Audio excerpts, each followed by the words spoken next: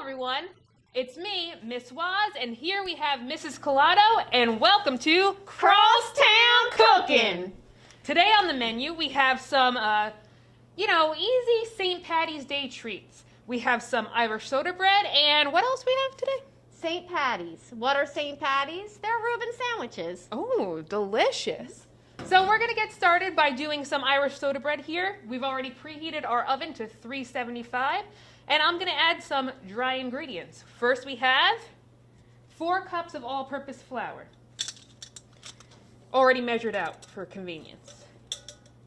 We're then going to add some white granulated sugar. So we have some baking powder and baking soda. Miss Collado, why do we use both of these? We need these 2 ingredients. Without these 2 ingredients, our Irish soda bread is not going to rise. So we put in both so that we get extra height and volume to our soda bread. Excellent, thank you.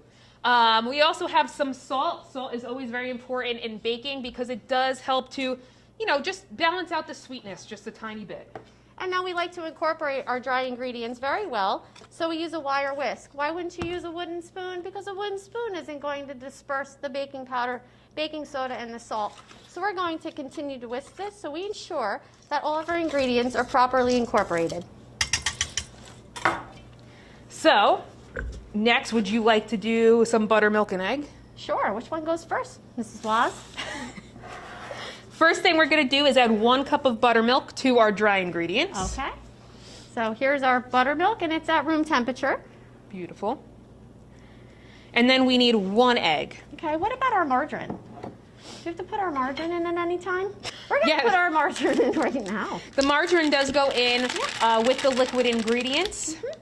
It's softened. It's very softened, so it's easy to stir it in. And then after I incorporate those ingredients and mix them really well, I'm going to add our egg. Now, Miss Collado, is this going to be more of like a dough or a batter? We're looking for a soft dough.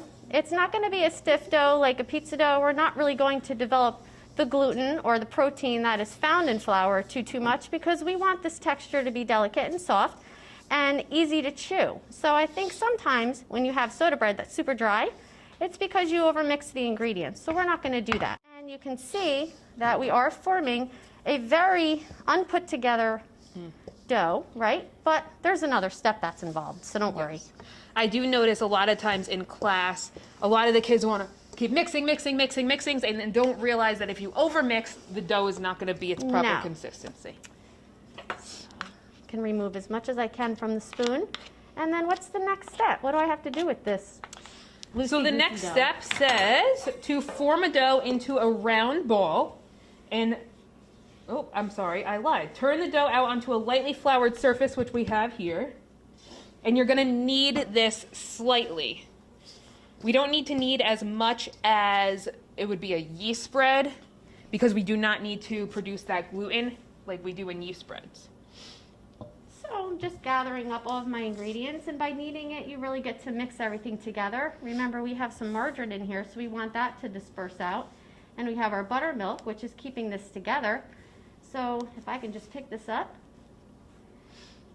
and press lightly, you don't want to press too hard because then it's going to be a tough product. So as long as I can form a loaf with my flour, I'm good to go. And I didn't put too much flour on the countertop because then it would be dry. Kneading actually does 3 different things. It does produce some gluten, so that way the dough is a little stretchy.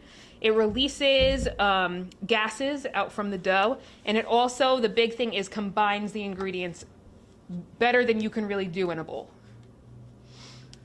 And if you could see, the ingredients are all coming together, and it's forming more of a solid dough than loose pieces. Okay. What do you think? Another couple seconds? Yeah. Okay. There we go.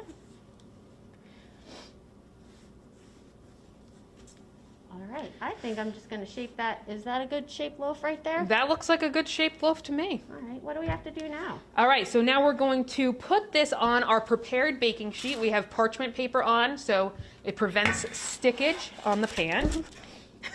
It's a great word, Mrs. Thank you, I made it up myself. Stickage. I would like to use that more often.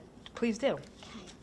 And then we need to do a kind of like an egg wash on top of this bread to help make it a little more golden brown in the oven. So we have some buttermilk and some melted butter. The butter is going to help it to be nice and golden brown in the oven. You know what I love about this recipe?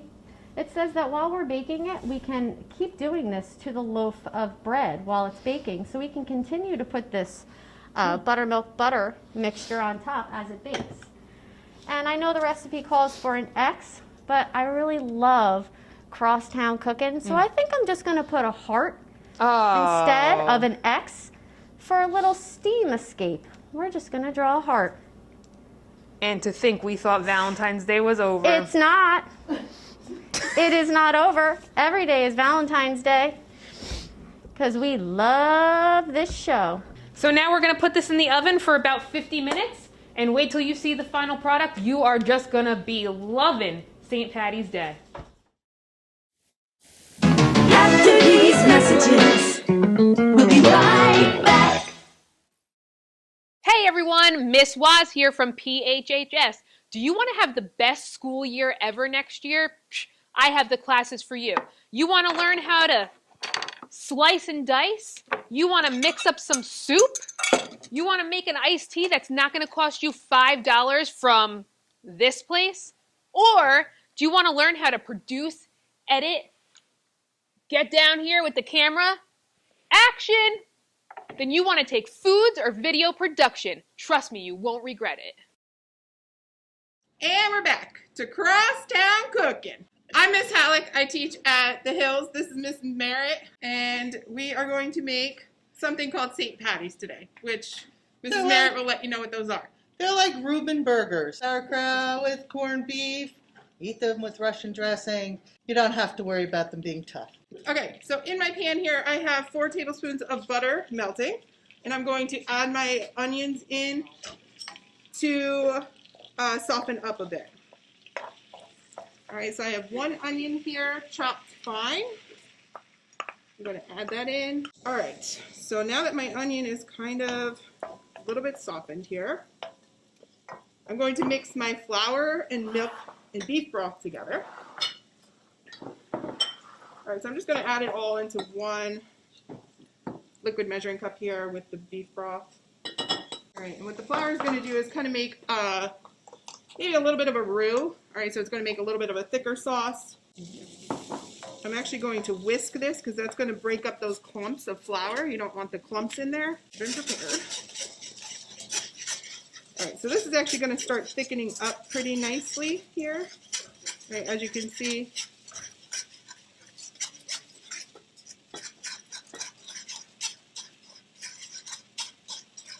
All right, and then we're going to add in our sauerkraut, all right, which is chopped fine as well, kind of minced.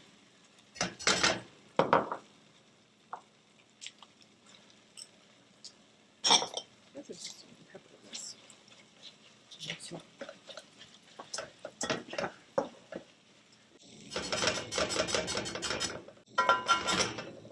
I'm going to go back to the wooden spoon here because it's just easier to stir, and when you're using a wooden spoon on the stove, it's not going to get hot. All right, and I'm going to add in my corned beef. This was just 1 corned beef that I made prior to today. All right, I actually put it in the slow cooker with enough water to cover it, some garlic, whole peppercorns, the seasoning packet that comes with the corned beef, and I think that was it. So, you see I put the egg in here, and we're going to, it's going to pop up right away. It means our oil is ready. Okay. Going to take the patty, which Miss Halleck has redone for me, and put them in here. And I think we're a little hot, so I'm going to turn this down. Okay, going down to medium, and we're looking for a golden brown to a medium brown. Put them on a plate. You can have everyone make their own sandwiches, or these look nicer. Yeah, very nice. Okay. All right, so when you go to assemble these, you're going to put a little bit of Russian dressing on your sandwich, or on the bread. If you like cheese like I do, you could put another piece of Swiss cheese on top if you'd like. And then you can put it on both sides. I'm just going to do it on one. And you're just going to put it on there. And voila. 1 hour later. All right, so here we have our finished Irish soda bread. It is golden brown. It is delicious. We have our heart because we love each other so much. Ladies, come on over. If this is not a good bread, I haven't seen one, you know? So, thank you so much for joining us for our first ever cooking show. And next time we will see you for our Cinco de Mayo celebration. And we will see you next time on CrossTown Cooking.